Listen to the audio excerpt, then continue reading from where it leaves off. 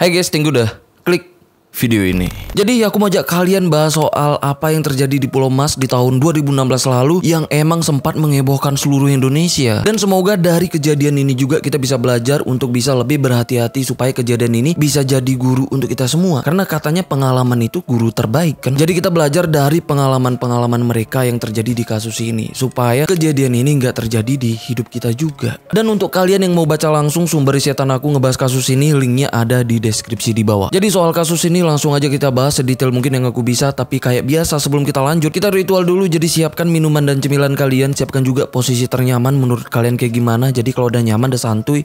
Nah jadi soal kasus ini, yuk kita bahas.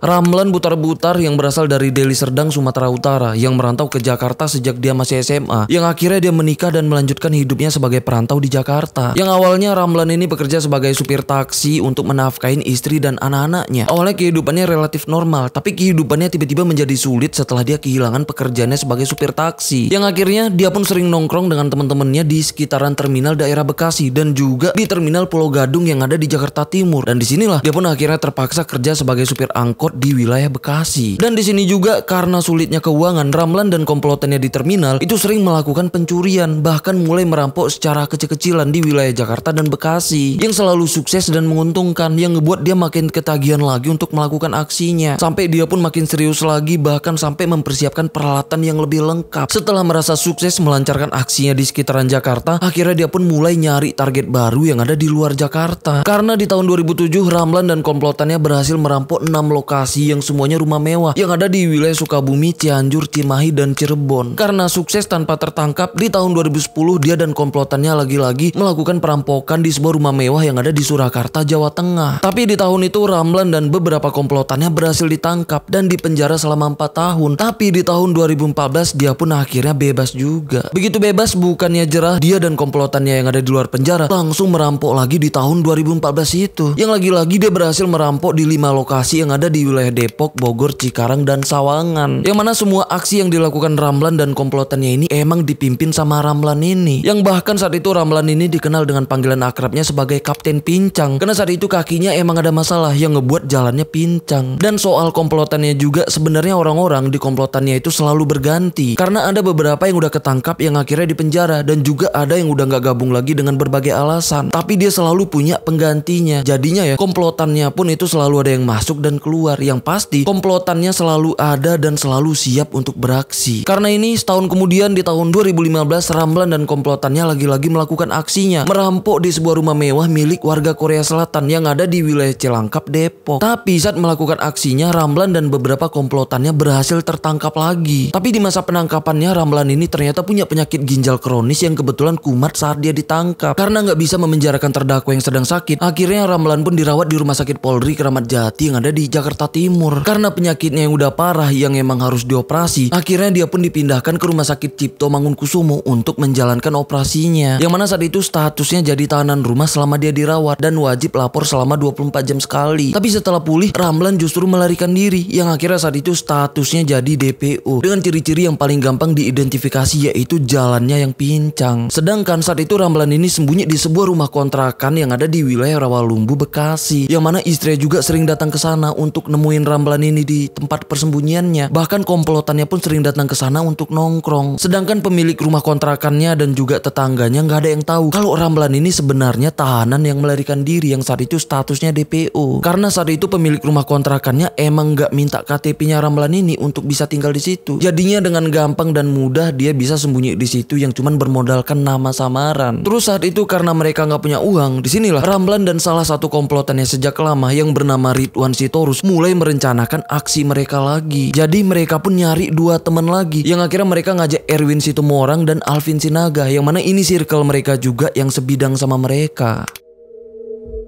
Di tanggal 25 Desember tahun 2016 yang kebetulan itu hari raya Natal, tepatnya di hari Minggu, mereka mulai menyiapkan beberapa peralatan yang kiranya dibutuhkan. Itu kayak 2 senpi dan 2 golok untuk beraksi. Setelah itu mereka pun mulai rental mobil di wilayah Bekasi dan mulai muter-muter ke wilayah perumahan mewah yang ada di Pulau Mas, Jakarta Timur. Karena mereka emang tahu kalau perumahan mewah di Pulau Mas lingkungannya cenderung sepi karena warganya jarang ada yang beraktivitas di luar rumah, misalnya kayak cari kutu. Dan yang melintas di jalan kompleknya juga nggak begitu ramai. rame. Ditambah rumahnya juga di situ gede-gede, yang mana kalaupun ada yang teriak, rumah sebelah itu nggak bakal denger. Yang mana mereka nganggap ini sebagai sasaran empuk. Jadi awalnya mereka masuk ke perumahan yang ada di Pulau Mas Timur. Nah setelah muter-muter di situ, ternyata kebanyakan rumah di situ punya satpamnya masing-masing. Ditambah semua rumah di situ juga gerbangnya tertutup rapat. Jadinya mereka pun pindah untuk ngecek perumahan mewah yang ada di wilayah Pulau Mas Utara yang juga sepi. Apalagi kebanyakan rumah mewah di situ menghadapnya ke saluran air. Jadinya di depan rumah itu nggak ada rumah lain. Jadi mereka akan dengan leluasa beraksi tanpa harus dicurigain rumah dari depan. Di situ juga mereka mulai menargetkan sebuah rumah mewah dengan nomor 7A yang saat itu gerbang rumahnya juga kebetulan sedang terbuka lebar. Sambil lewat mereka pun sempat ngelihat halamannya yang emang rumah itu nggak ada security. Jadi mereka pun mulai menargetkan rumah itu. Setelah itu mereka muter-muter lagi ke tempat lain untuk mempelajari situasi kompleknya. Setelah sejam mereka pun balik lagi tuh lewat di depan rumah nomor 7A tadi yang ternyata gerbangnya masih terbuka. Disinilah mereka pun memperkirakan kalau gerbang rumah itu kayaknya sering terbuka. Jadi rumah itu pun bener-bener jadi sasaran empuk untuk mereka. Setelah memastikan targetnya mereka pun gak langsung beraksi. Jadi saat itu mereka pun ke Bogor untuk nginep di Wisma yang ada di sana selama semalam. Sekaligus mempelajari semua rencananya bermodalkan situasi yang udah mereka pelajarin tadi. Dan di situ juga mereka pun mulai bagi-bagi tugas. Yang mana di situ Ramlan yang pimpin aksi mereka dan Ramlan dan Ridwan yang akan megang senpi, sedangkan Erwin dan Alvin itu megang golok untuk beraksinya.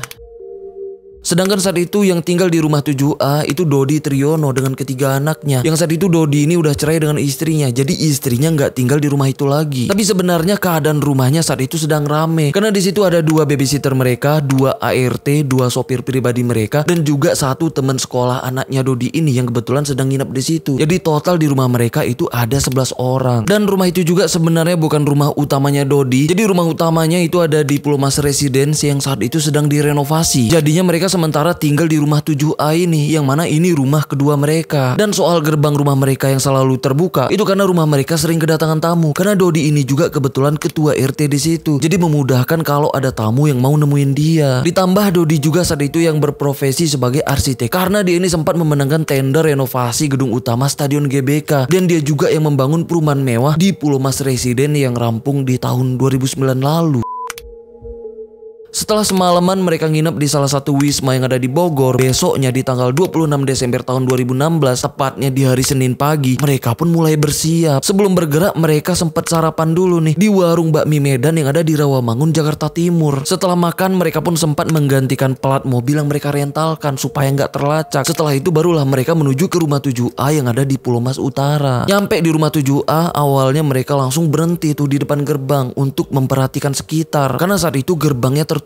Karena ini Ridwan pun keluar dari mobil untuk ngecek apakah pagarnya terkunci apa enggak. Ternyata gerbangnya nggak dikunci. Jadi Ridwan pun langsung masuk, juga disusul Ramlan dan Erwin yang juga keluar dari mobil. Di situ satu supir Dodi sedang ngebukain garasi karena mau ngeluarin mobil. Disinilah Ridwan pun langsung nyamperin supir itu dan sambil mendekat dia nanya, ada bapak enggak? Supir itu pun jawab yang katanya kalau bapak sedang nggak di rumah. Nah setelah benar-benar dekat, mereka pun langsung nodongin senpi ke supir itu. Yang emang supir itu pun langsung kaget dan gak berkutik. Ramlan pun langsung maksa dan ngebawa supir itu masuk ke dalam rumah. Sedangkan Ridwan dan Erwin langsung nutupin gerbang dan juga nyusul masuk ke rumah. Sedangkan Alvin tugasnya nunggu dan jaga situasi dari dalam mobil yang terparkir di depan gerbangnya. Sedangkan di dalam rumah mereka bertiga langsung ngumpulin semua orang yang ada di rumah itu di ruang tengah yang ada di lantai 1. Sambil nodong senpi, di situ mereka juga minta semuanya untuk nurut kalau mau selamat. Karena mereka juga ngakunya kalau mereka cuma mau barang-barang berharga aja. Akhirnya mau nggak mau mereka semua nurut. Yang mana di ruang tengah lantai 1 mereka udah ngumpulin 6 orang, yaitu 1 supir, 1 ART, 2 babysitter, 1 anak bungsu Dodi, dan 1 teman sekolahnya yang kebetulan nginep di situ. Setelah itu mereka berenam digeledah. Setelah memastikan semua saku mereka kosong dan HP mereka dirampas semua, mereka pun dimasukkan ke dalam toilet yang ada di lantai 1 yang cuman berukuran 1,5 kali 1,5 meter. Setelah itu mereka pun langsung bagi-bagi tugas untuk menggeledah isi rumahnya untuk memastikan apakah di situ masih ada orang lain apa enggak. Pas naik ke lantai 2, Ridwan pun langsung nemuin 1 ART-nya yang sedang nyetrika. Di situ ART-nya pun kaget karena tiba-tiba ditodong dengan orang yang gak dia kenal. Dia yang gak tahu apa-apa terpaksa nurut. Yang mana di situ Ridwan pun nyuruh dan maksa 1 ART-nya ini untuk nunjukin berapa orang lagi tuh yang ada di lantai 2. Akhirnya ART-nya pun nunjukin sebuah kamar yang ada di lantai 2 itu. Ridwan pun langsung ngebuka kamar itu yang ternyata di situ anak keduanya Dodi yang sedang di kamarnya yang gak tahu apa-apa yang juga ditodong senpi. Setelah itu Ridwan pun langsung ngebawa mereka berdua ke bawah untuk dikurung dikurung juga di toilet tadi. Nah jadi total di toilet itu udah ada 8 orang. Di situ Ridwan nanya lagi ke mereka sambil ngancem siapa lagi yang ada di lantai 2. Karena udah ketakutan mereka pun langsung ngakuin kalau di lantai 2 itu ada anak pertamanya Dodi di kamarnya. Jadi di situ mereka pun nunjukin tuh kamarnya ada di sebelah mana. Setelah itu Ridwan pun langsung naik ke lantai 2 dan nemuin anak pertama Dodi yang gak tahu apa-apa yang sedang rebahan main HP di kasur. Kaget tiba-tiba Ridwan ini masuk ke kamarnya yang langsung nodong Senpi. Setelah itu anak pertama Dodi pun langsung dibawa turun ke bawah dan juga dikurung di toilet yang sama. Jadi total di dalam toilet itu mereka udah kurung 9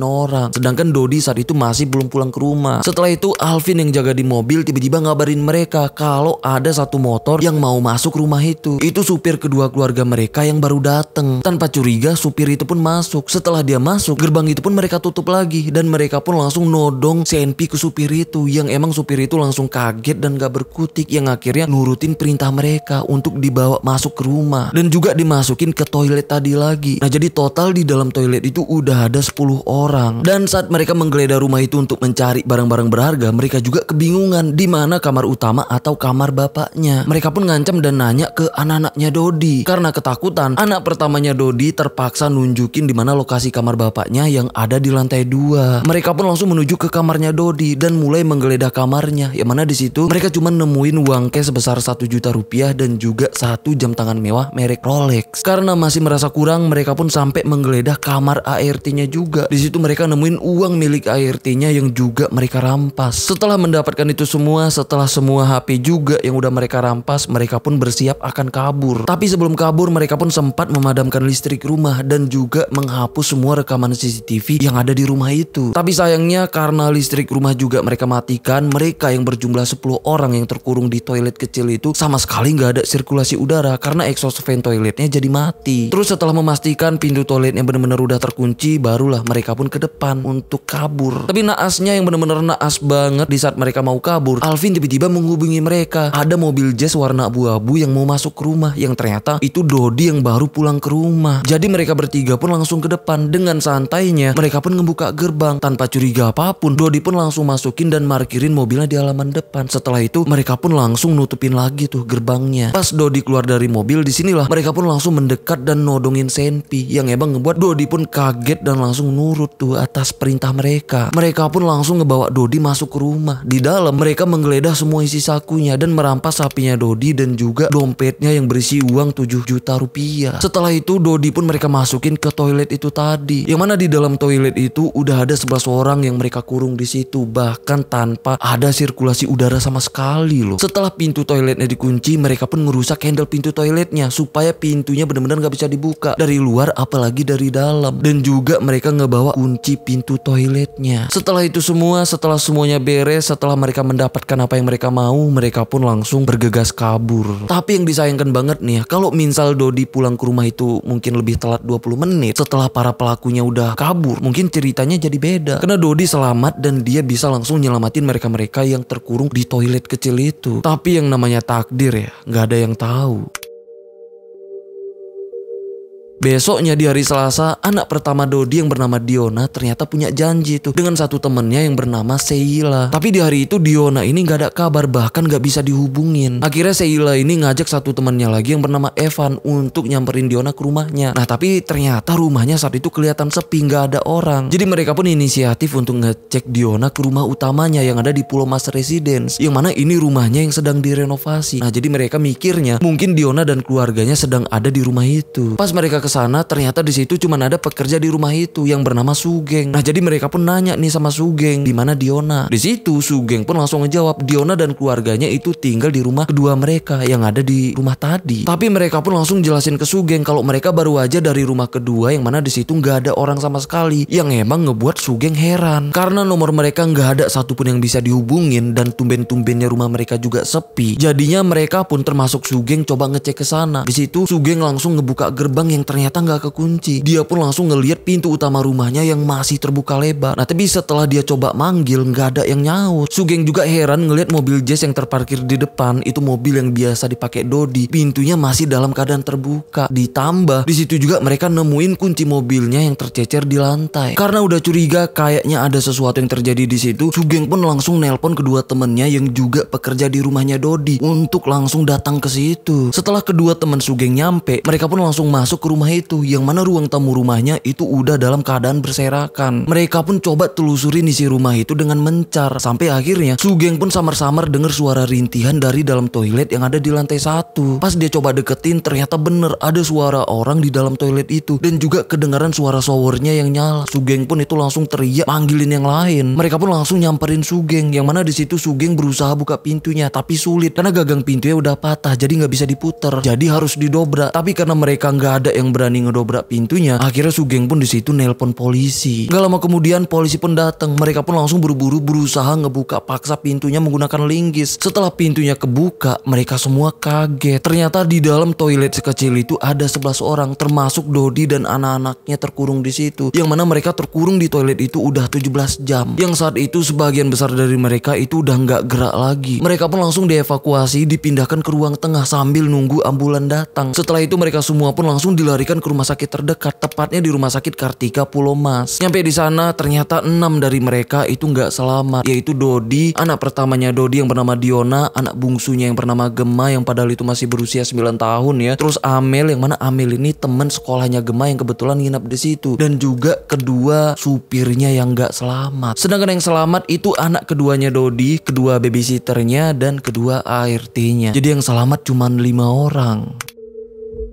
Di TKP, polisi langsung melakukan penyelidikan mendalam dan CCTV yang ada di situ langsung jadi perhatian utama polisi. Yang ternyata saat itu semua rekaman CCTV di hari kejadian itu udah dihapus para pelakunya. Nah tapi kabar baiknya nggak butuh waktu lama, polisi berhasil memulihkan dan mengembalikan data yang udah terhapus. Jadinya polisi pun langsung bisa ngeliat gimana proses kejadiannya, bahkan langsung menganalisa rekaman CCTV-nya yang tadi udah kita lihat. Yang mana dari rekaman CCTV, polisi langsung memusatkan perhatiannya ke salah satu ciri-ciri pelaku yang berjalan pincang. Karena ciri-cirinya emang mirip banget nih dengan ciri-ciri pelaku perampokan rumah mewah milik warga Korea Selatan di tahun lalu, yang bahkan saat itu statusnya masih DPO. Setelah polisi benar-benar memastikan kalau pelakunya adalah pelaku yang sama, karena cuman Ramlan, pelaku perampokan yang paling dicari yang ciri-cirinya itu jalannya pincang. Nah jadi saat itu polisi pun udah mengantongi identitas Ramlan. Jadi polisi pun mulai melakukan pemburuan secara besar-besaran. Gak butuh waktu lama, polisi pun nemuin informasi soal adanya seseorang dengan ciri-ciri yang mirip banget dengan Ramlan yang berjalan pincang, yang sedang sembunyi di sebuah rumah kontrakan yang ada di wilayah Rawalumbu, Bekasi. Polisi pun langsung melakukan penyergapan di rumah itu, yang ternyata di rumah itu ada Ramlan dan Erwin. Karena sadar polisi udah ngepung mereka, mereka pun tetap berusaha kabur, yang akhirnya polisi pun terpaksa menghadiahi timah panas ke kaki mereka. Erwin pun langsung tersungkur jatuh dan gak berkutik, tapi Ramlan tetap melakukan perlawanan, yang akhirnya timah panas dari polisi pun langsung ngantarkan dia ke alam lain, saat itu juga di depan kontrakannya. Jadinya saat itu Ramlan langsung berurusan sama pemakaman, sedangkan Erwin itu berhasil ditangkap dan pastinya diinterogasi, yang akhirnya Erwin pun mengakui itu siapa kedua rekannya. Dari sinilah polisi pun mulai memburu Ridwan dan Alvin. Karena Erwin udah ngasih informasi di mana persembunyian mereka, jadi polisi pun langsung bergerak, yang akhirnya di hari itu juga Alvin pun berhasil ditangkap, yang juga di sebuah rumah kontrakan tempat persembunyiannya yang ada di Villa Mas Indah yang juga ada di wilayah Bekasi. Setelah itu polisi pun langsung nemu informasi lagi, yang mana Ridwan saat itu yang belum tertangkap ternyata baru aja melarikan diri ke Medan menggunakan bus ALS. Jadi kepolisian di Jakarta pun langsung melakukan koordinasi dengan kepolisian di Medan soal adanya pelaku buronan mereka yang melarikan diri ke Medan menggunakan bus ALS. Jadinya begitu nyampe di Medan, Ridwan pun langsung disambut kepolisian di sana, yang akhirnya dia pun berhasil ditangkap tanpa adanya perlawanan. Setelah itu Ridwan pun langsung dikirim lagi ke Jakarta, dan setelah itu juga nih ya, mereka bertiga pun itu mulai menjalani proses pengadilan. Sedangkan Ramlan akhirnya dia dimakamkan di tanggal 30 Desember 2016, yang mana proses pemakamannya sampai nggak ada pendeta yang hadir loh. Bahkan nggak banyak keluarganya juga yang mendampingi proses pemakamannya. Terus soal nasib mereka bertiga ini, akhirnya beberapa bulan kemudian, tepatnya di tanggal 19 September 2017, mereka bertiga pun akhirnya divonis dengan hukuman yang cukup berat, yang mana Ridwan dan Erwin itu dijatuhin hukuman matoy, sedangkan Alvin itu dijatuhin hukuman penjara seumur hidup. Tapi apapun itu, dengan tamatnya riwayat mereka ini bukan berarti negara kita udah aman gitu ya dari orang-orang kayak gini. Tak kenapa kenapa aku yakin banget orang-orang kayak gini masih banyak berkeliaran di luar sana. Sebenarnya bukan cuma di Jakarta, bukan cuma di Indonesia, tapi di seluruh dunia ya, terutama negara-negara atau kota-kota dengan populasi tinggi, biasanya itu kriminalnya juga ya tinggi. Jadi karena ini kita tetap harus hati-hati. Makanya nih, dari kasus Pulau Mas ini kita jadikan pembelajaran untuk kita bisa lebih hati-hati lagi, supaya kejadian-kejadian kayak gini nggak terulang di kemudian hari. Oke lah, sampai sini aja pembahasan kita soal kasus ini. Sampai ketemu di kasus selanjutnya. Aku Rizka Wadiono,